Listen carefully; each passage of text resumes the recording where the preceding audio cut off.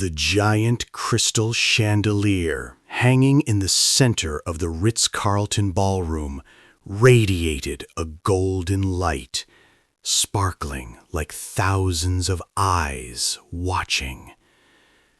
I stood tucked away beside a marble pillar, holding a silver tray of bubbling champagne flutes.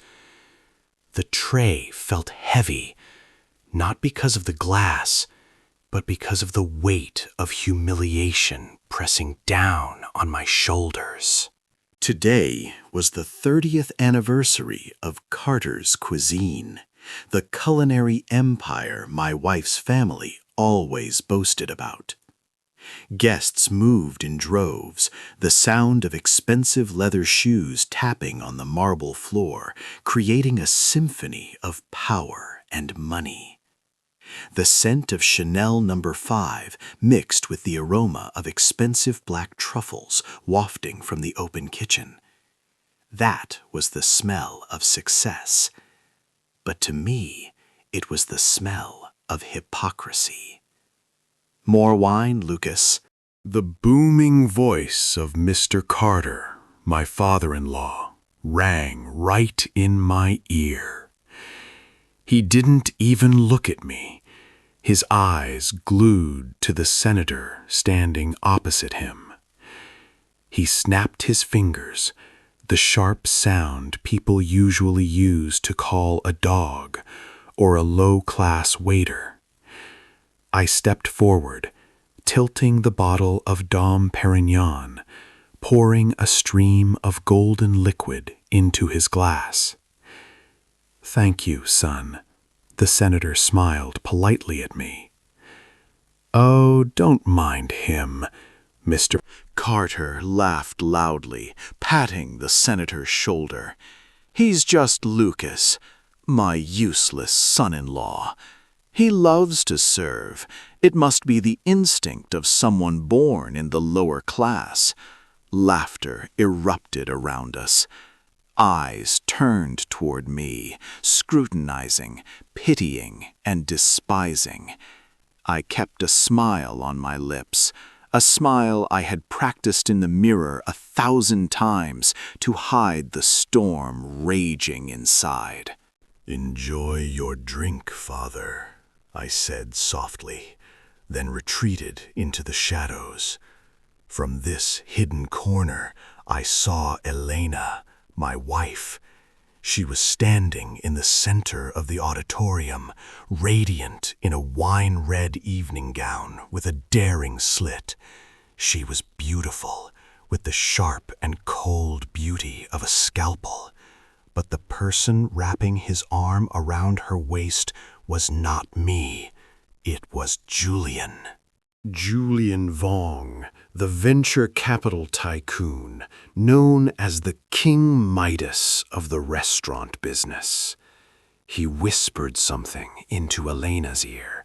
She threw her head back and laughed, a sound clear as breaking crystal. Julian's hand slid gently from her waist to her hip, a gesture of public ownership right in the middle of the crowd. And Elena didn't object at all. In fact, she leaned closer to him, as if I, her legal husband, was dead or had never existed. "Ladies and gentlemen," Mr. Carter took the microphone and stepped onto the stage, his voice echoing through the hall. "Tonight, we don't just celebrate the past, we also welcome the future. And the future of Carter's Cuisine is none other than my daughter, Elena, and our new strategic partner, Julian Vong." Applause exploded like thunder. Julian held Elena's hand as they stepped onto the podium of glory.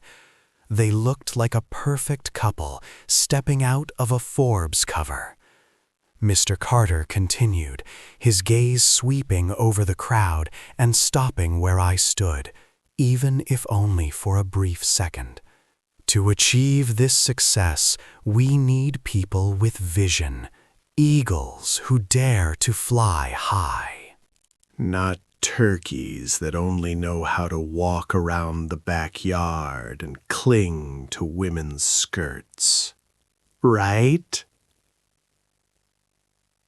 Another burst of laughter. This time it was aimed straight at me like poisoned arrows. I gripped the silver tray until my knuckles turned white, clinging to his wife's skirt. A parasite. Those were the labels they had pasted on my forehead for the past 5 years. They thought I stood here because I needed their money. They thought I endured because I was afraid of being kicked out onto the street. I looked at Elena on stage. She was raising her glass in a toast, her eyes sparkling with the joy of victory. She didn't know that the wine she was drinking tasted bitter with betrayal. She certainly didn't know that the man standing in the shadows, holding this serving tray, was the one holding the soul of the empire she was so proud of. I took a deep breath, letting the smell of truffles and lies fill my lungs. Laugh all you want, Carter family. Enjoy the spotlight, Julian. Because when this velvet curtain closes, the only thing you will have left is darkness. I set the tray down on the table, quietly unfastened the waiter's bow tie, and stuffed it into my pocket. The night was still long, and the real play hadn't even begun yet. I left the noisy banquet hall, passing through the staff-only door leading into the central kitchen. Silence fell, leaving only the sound of the central air conditioning humming like the breathing of a sleeping monster. This was my world, not the flashy lights out there, but a place of cold steel, hot fire, and sharp knives. I ran my hand over the cold stainless steel table. 5 years ago, I entered this family as a promising young chef, bringing a hot heart and blind love for Elena. Back then, Mr. Carter's restaurant was on the verge of bankruptcy. The menu was old, the flavors bland. Customers were turning away. I was the one who stayed up hundreds of nights in this cramped kitchen to reinvent the entire menu. I was the one who created the famous Carter beef in wine sauce, the dish that saved the entire restaurant chain and brought home its first Michelin star. But when the food magazine came for an interview, Elena was the one who put on the pristine white chef's coat. She stood in front of the camera, smiling radiantly and talking about her endless inspiration. And me, I was pushed into the background, becoming a ghost chef. "It's for the brand image, Lucas," Mr. Carter had patted my shoulder and said. "Elena is beautiful. Elena has a way with words. You're just a clumsy chef. You appearing on camera would ruin the luxurious image of the restaurant." I accepted it, because I loved Elena, because I thought husband and wife were one entity. But my sacrifice only bought increasing contempt. They stripped me of my right to stand in the kitchen. They moved me to logistics management, a fancy name for the job of a high-level warehouse keeper. "You take care of the imports," my mother-in-law said with an air of granting a favor. That job suits you better. You just need to count numbers and carry things.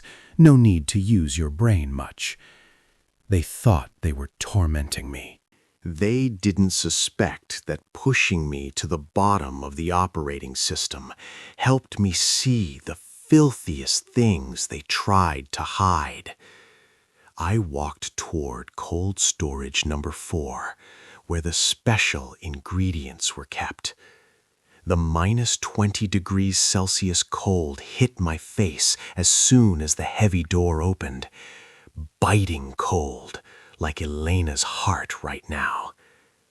I stepped inside, my breath turning into white smoke. Slabs of beef, wrapped tightly in plastic, were stacked high. I pulled a folding knife from my pocket, slashing decisively across the packaging of a box labeled Kobe Beef A5, imported from Japan. Inside was not fresh red meat with beautiful marble fat. It was blocks of dark, pale meat, emitting a strong, foul odor even though it was frozen. The smell of rotten meat marinated in strong deodorizing chemicals. I brought the piece of meat up to my nose to smell. Ammonia smell. Bleach smell. This was waste beef, rejected meat from industrial slaughterhouses in South America, usually used for animal feed. They imported it for $2 a kilo, marinated it in chemicals, slapped a fake Kobe label on it, and sold it to elite diners out there for $500 a steak. I still remembered vividly the first night I discovered this truth. 6 months ago. I vomited right on the spot out of disgust. I grabbed the evidence and ran home, finding Elena, hoping she knew nothing about this. "Elena, we are poisoning the customers!" I had screamed in despair. "Your father is importing dirty meat! Did you know?" Elena was sitting removing her makeup in front of the mirror. She didn't even turn to look at me. "Grow up, Lucas," she said, her voice terrifyingly calm. "That is business. The profit margin on real Kobe beef is only 15%. The profit on this type is 4,000%. Where do you think the money comes from to buy this Hermes bag? Where does the money comes from for the car you are driving?" I was stunned. "But that is fraud. It is a crime." Elena turned around, her sharp eyes boring into me. "The only crime here is poverty, Lucas. If you can't handle it, shut your mouth and enjoy it. But if you dare breathe a word..." She left the sentence hanging, but I understood the threat in it. From that night, I understood that the woman I loved was dead. Or perhaps she never existed. I put the fake meat into a zip bag, noting the date and time carefully on the label. But dirty meat wasn't everything. In the process of reconciling import books with international payment invoices, I also discovered another dish they were cooking: money laundering. Huge cash flows amounting to millions of dollars were transferred into company accounts under the guise of food consulting fees from shell companies in the Cayman Islands. And the person behind those shell companies was none other than Julian Vuong. The restaurant chain was essentially just a giant washing machine to legitimize dirty money from Julian's smuggling operations. And the Carter family was happily taking a 20% commission on every dirty dollar washed clean. I closed the cold storage door. A boom rang out, locking the filthy secrets inside. I pulled out my phone, opening the secret recording app I had installed in my father-in-law's meeting room last week. I put on my headphones, listening back to the conversation they had just held this afternoon, right before the party started. Mr. Carter's voice crackled through the headphones. Lucas is starting to get too curious about the warehouse books. We can't keep him around anymore. Elena's voice rang out, cold and decisive. I have the divorce papers ready, Dad. The lawyer says we can force him to leave empty-handed. What's the reason?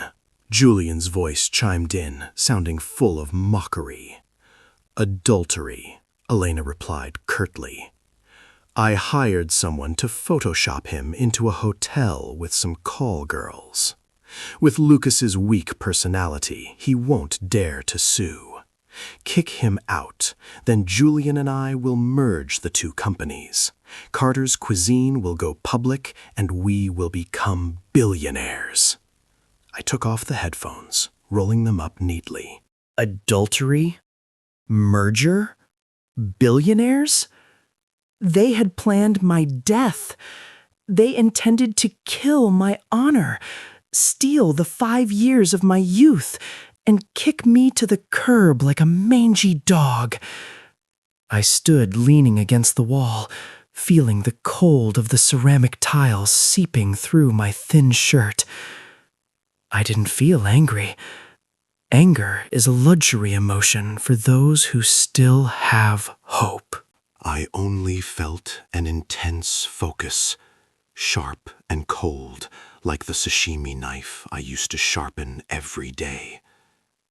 I looked down at my hands. These hands used to cherish every vegetable, every fiber of meat, to create dishes that brought joy to people. But now, these hands would have to do something else. It would have to dissect the cancerous tumor named the Carter family. I took a tiny memory card from my breast pocket. This was the backup of all the black accounting data, all the photos of the dirty warehouse, and all the recordings from the past 6 months. I was no longer Lucas, the weak son-in-law. I had returned to being the Alchemist. Only this time, I wouldn't turn lead into gold.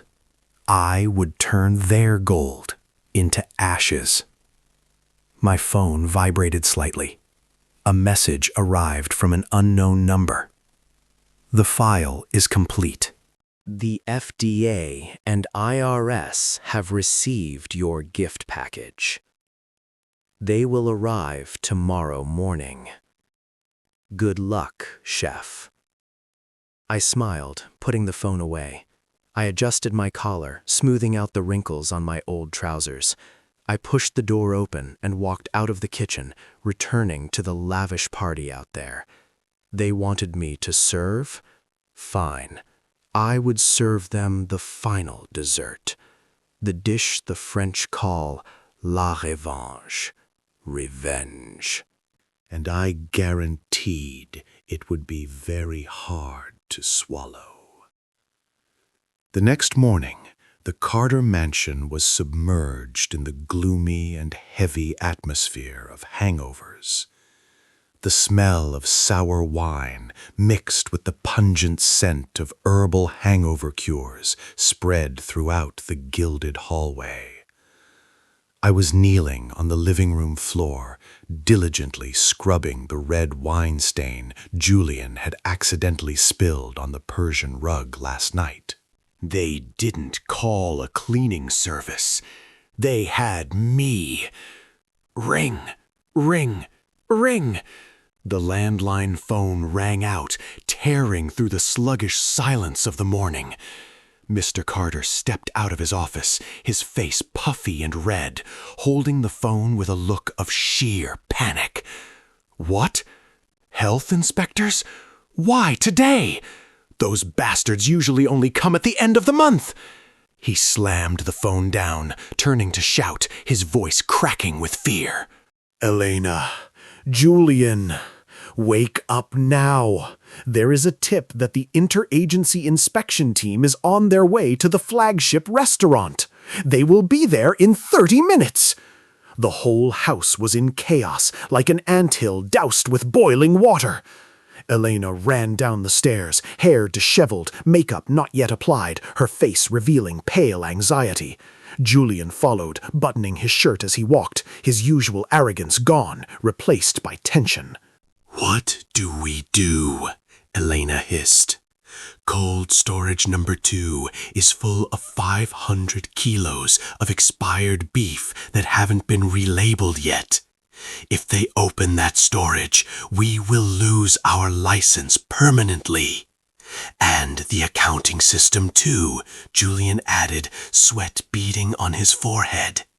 "The fake import data hasn't been deleted from the server at the restaurant yet. Mr. Carter looked around, his eyes stopping on me, the person wringing out the soaking wet floor rag. Like a drowning man grabbing a straw, he rushed over, grabbing my collar and hoisting me up.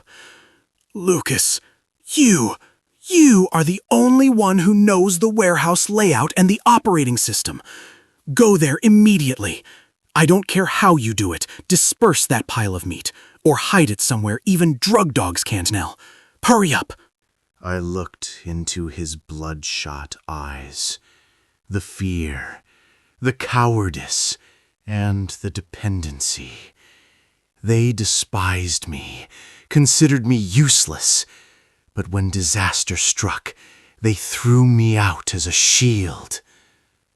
"But, Father," I said slowly, pretending to tremble, "that is illegal. If caught, I will go to jail." "If you don't go to jail, who will?" Elena screamed, her voice shrill. "You are the warehouse manager. On paper, the import signature is yours." "If anything happens, you are the solely responsible person. Now go, you useless idiot." She threw the truck keys at my chest. The sharp edge of the key cut into my flesh through the thin shirt, stinging. I bent down and picked up the keys. "All right. I will go." I turned and walked out the door, hiding the smirk forming on my lips. They thought I was going to save them. They didn't know that the tip about the inspection team was a fake rumor I had planted myself to trigger their panic. At the flagship restaurant, the Royal Carter, the back door was wide open. I walked into the kitchen, once my sanctuary, now looking like a filthy battlefield. The floor was sticky with black grease. Dull knives were thrown carelessly on moldy wooden cutting boards. I walked straight to cold storage number 2.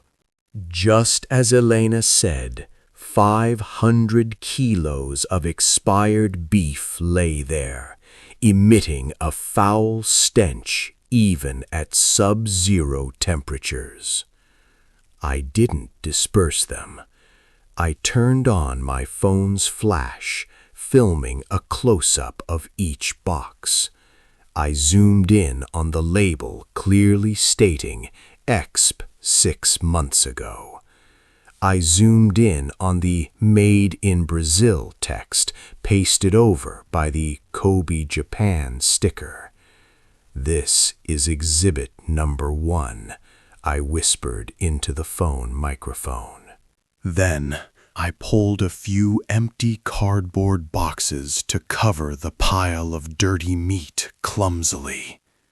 I didn't need to hide it well, because the real inspection team wouldn't come today. But this clumsy act of concealment would be recorded by the security camera. Proof of orders from above forcing employees to commit violations. Next, I went into the management office. The central server was blinking a green light in the darkness. Julian, with the arrogance of someone who had never been caught, had set the server password as Elena's birthday. Too predictable. I logged into the system. Numbers danced on the screen. Dirty cash flows, list of shell companies, bribe payments to local officials. I plugged the encrypted USB into the connection port. The data copy status bar began to run. 10%, 30%, 70%. My heart pounded in my chest. Not because of fear of getting caught, but because of the excitement of a hunter setting a net. Click. The sound of the office lock unlocking rang out suddenly. I startled, quickly pulling out the USB and stuffing it into my pocket. The door opened. It was the current head chef, a big, rude guy Julian hired just because he knew how to save costs with recycled cooking oil. He stared at me, his eyes narrowing with suspicion. What are you doing here, Lucas? I thought you were only allowed in the warehouse area. I stood up, trying to keep the calm face of a servant. Mr. Carter told me to come check the invoices from last month. He said there was an error.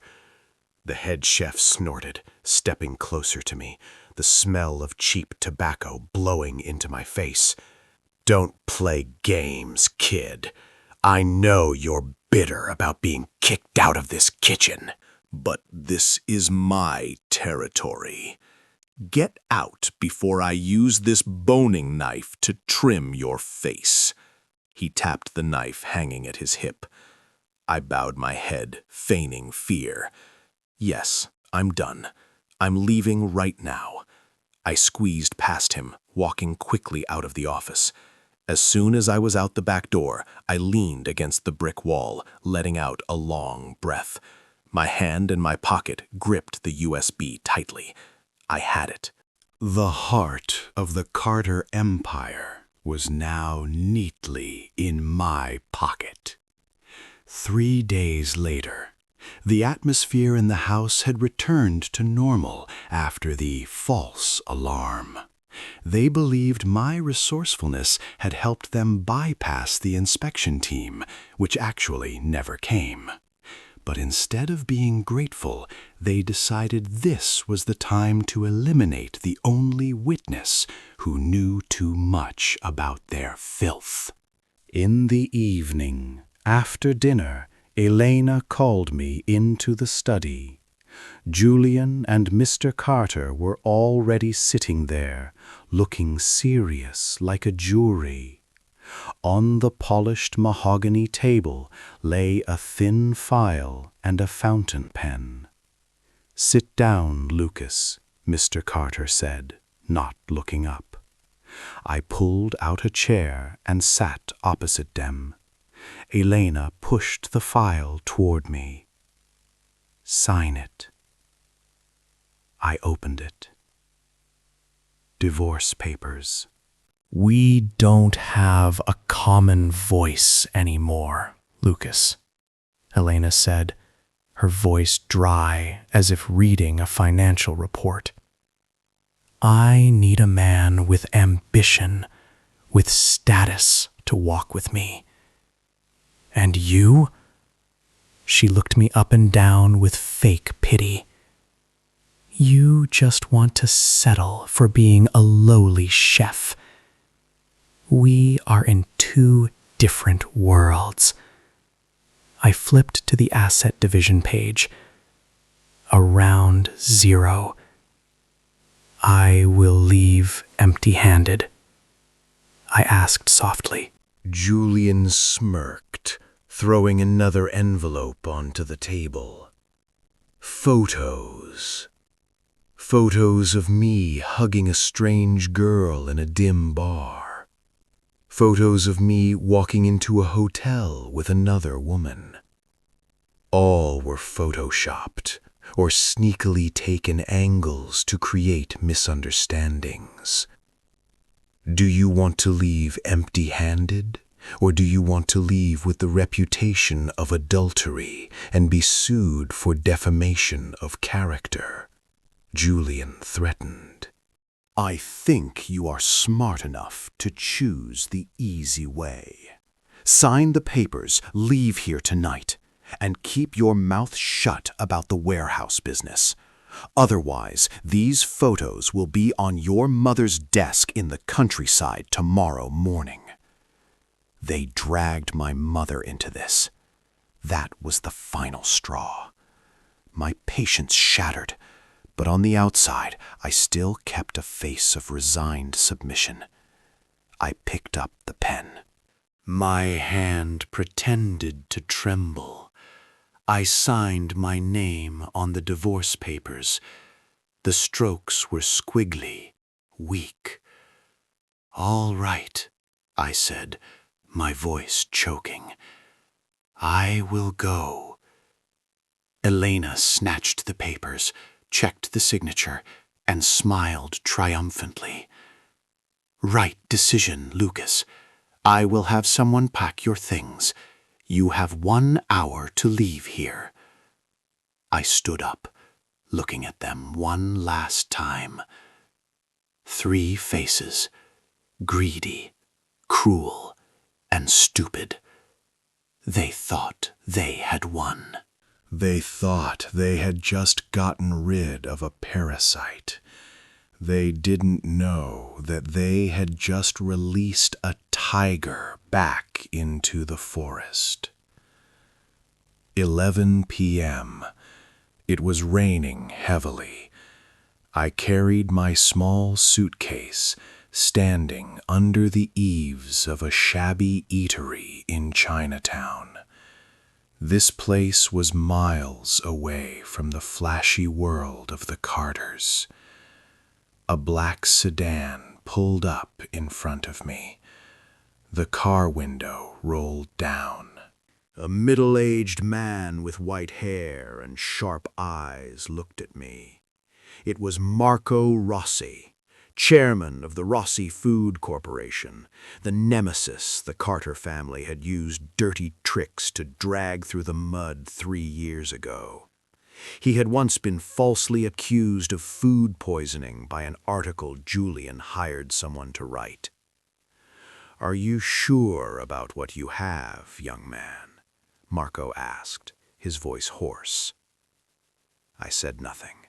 I pulled the USB and the secret notebook from my soaked coat pocket. I handed it to Marco through the window slot. "This is the key to getting back everything you lost," I said, "and the knife to finish them off."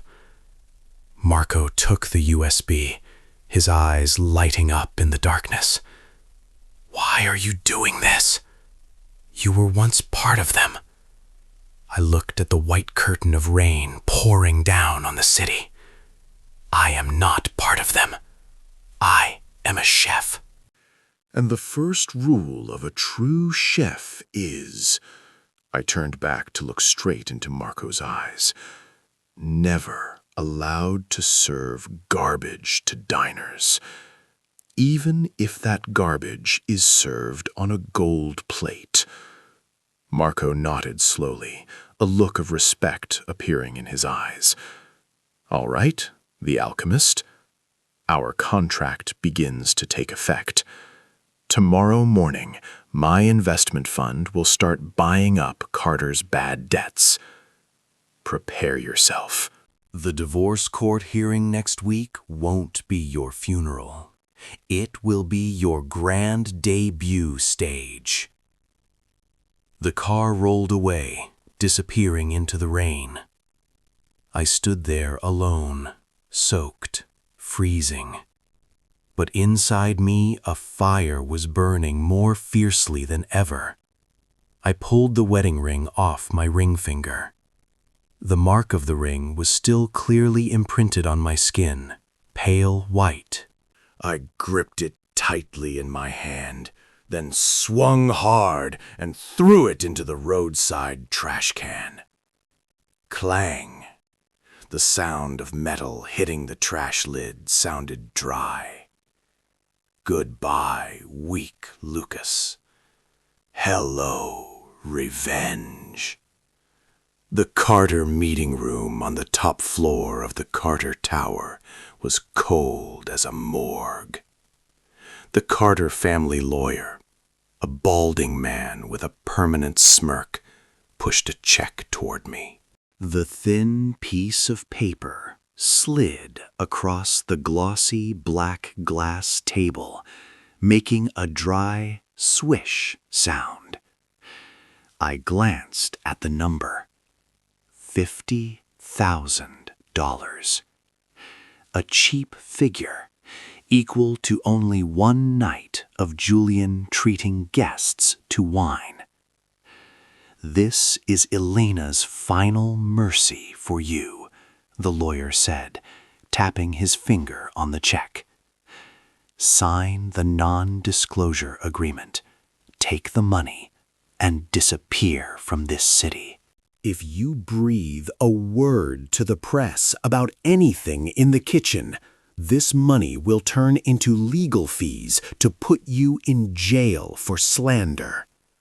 Elena sat opposite, arms crossed, looking at me with contempt and disgust. Take it, Lucas. Don't try to act noble anymore. With this money, you can go back to the countryside, open a porridge stall, and live out the rest of your anonymous life. Julian sat next to her, feet up on the table, swirling a glass of whiskey. Be careful, darling. He might use that money to buy rat poison to commit suicide out of shame. All three of them burst out laughing. The laughter echoed in the closed room, sounding like crows calling, signaling death. Mr. Carter sat at the head of the table, not laughing, but his eyes looked at me like looking at an insect that had been crushed. I picked up the check. I looked at it closely.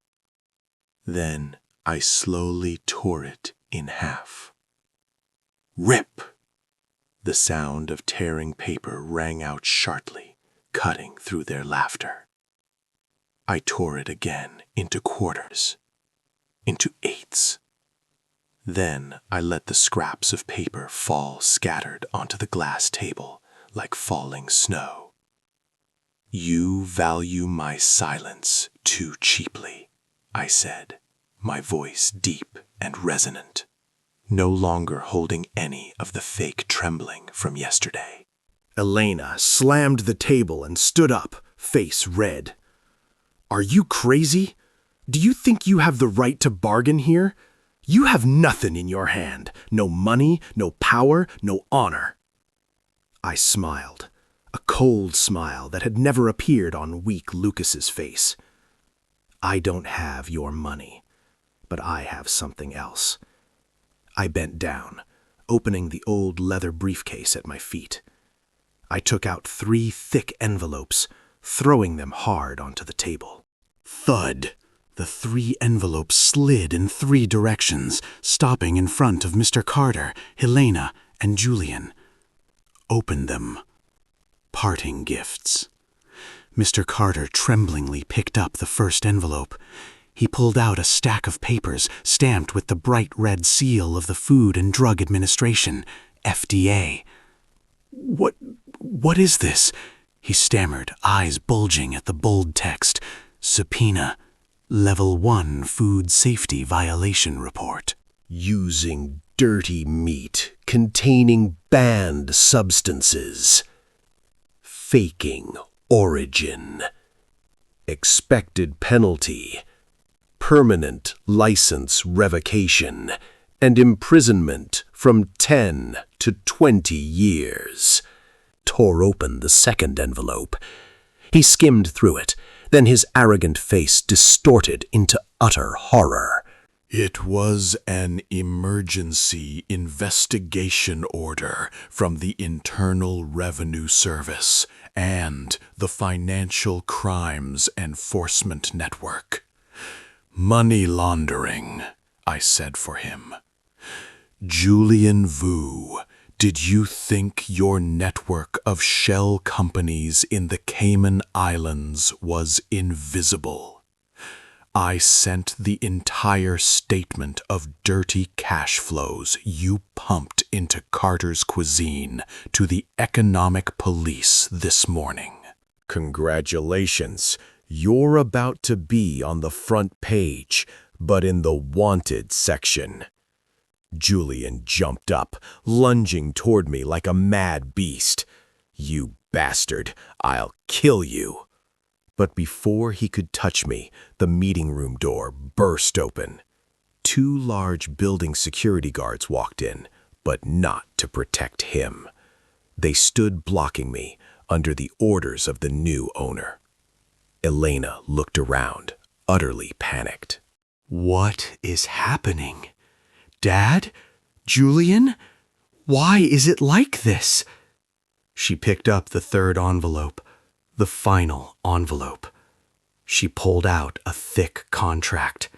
The title clearly stated, Debt Assignment and Ownership Transfer Agreement. Debt Purchase Agreement? Elena read aloud, her voice cracking. Buyer? The Alchemist Investment Fund? That's right, I said, leisurely adjusting my cuff. Your family mortgaged all the restaurant shares to borrow bank capital to expand the chain, right? But you violated the payment terms for 3 consecutive months. The bank sold that bad debt, and I bought it. For a cheap price, thanks to the rumors about dirty food that I myself leaked to the black market. Elena stared at me as if she was looking at a complete stranger. Where did you get the money? You're just a lowly chef. I stepped closer to her, close enough that I could smell the expensive perfume starting to be overpowered by the smell of fearful sweat. Did you forget, Elena? 5 years ago, who wrote the wine sauce recipe? Who was behind the menus of 3 other Michelin restaurants in the city under an anonymous name? It was me. I am the Alchemist. My recipe royalties over the past 5 years are enough to buy this rotten empire of your family 10 times over. Julian collapsed into his chair, face pale as a corpse. He had once yearned to collaborate with the legendary The Alchemist. He never expected that person to be the waiter he insulted last night. Mr. Carter clutched his left chest, gasping. Lucas, son-in-law, we are family. You can't do this. I looked at him, eyes icy. Family? You called me a dog, a parasite. You forced me to serve wine to my wife's lover. That is not family. That is hell. I turned to Elena. She was crying, but not tears of regret. Those were the tears of someone who had just lost all power. Lucas, I'm sorry. I was seduced by Julian. Can we start over? I will kick him out. I shook my head gently. Too late, Elena. Food gone bad cannot be reheated. It can only be thrown away. I pulled out my phone, pressing a button. Come in. Wee-woo, wee-woo, wee-woo. The siren of police cars rang out loudly under the building lobby, tearing through the peaceful noon atmosphere. The meeting room door burst open again. A team of police and tax inspectors walked in, guns at their hips, handcuffs dangling from their hands. Julian Vong, you are arrested for money laundering and trade fraud. Mr. Carter, Miss Elena, please follow us to the station for investigation regarding serious food safety violations. The chaotic scene unfolded right before my eyes. Julian struggled, screaming threats to sue back. Mr. Carter fainted and had to be supported. Elena was handcuffed. She turned back to look at me with a final look of desperate pleading. But I didn't look back. I picked up my leather briefcase, walking out of the meeting room. I walked in the opposite direction from them. They walked toward prison. I walked toward freedom. I walked out of the skyscraper, the bright sun shining straight into my face, glaring but warm.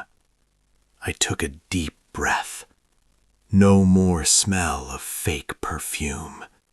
No more smell of chemical-soaked rotten meat. Only the smell of the wind, the street dust, and serenity.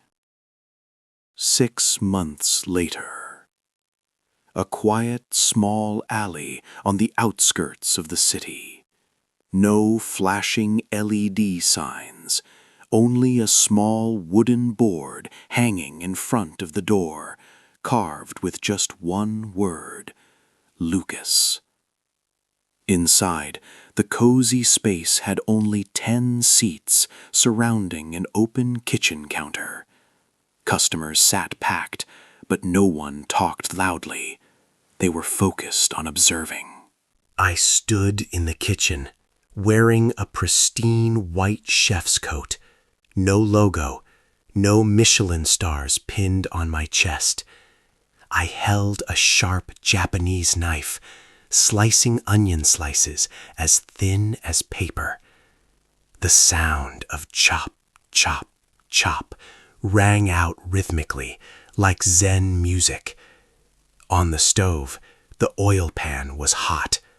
I dropped pieces of fresh, delicious beef, meat I personally selected from the farm early in the morning, into the pan. Sizzle. That sound. That was the best sound in the world. The aroma of beef blended with the scent of herbs spreading throughout the small room. An elderly guest, a famous retired food critic, spoke up to ask, "Chef Lucas, what is the secret of this dish? I have never seen you advertise or show off technique." I smiled, my hand still deftly flipping the pan. I recalled the lavish fake parties of the Carter family. I recalled the numbers in the black accounting books, and I looked at the simple but perfect plate of food in front of me. "The secret lies not in technique, sir," I replied gently. "The secret lies in honesty. I don't cook numbers. I cook with the truth." I placed the plate of food down in front of the guest. He tasted a piece, closed his eyes, and smiled with satisfaction. I wiped my hands on a clean towel, looking out the window. It was dark. The stars were twinkling in the sky, brighter than any crystal chandelier I had ever seen. I lost 5 years to find myself again in the ashes of fake fame. But tonight, in this tiny kitchen, I knew I had found something more precious than revenge. I had found peace. And this time, no one could take it away from my hands ever again.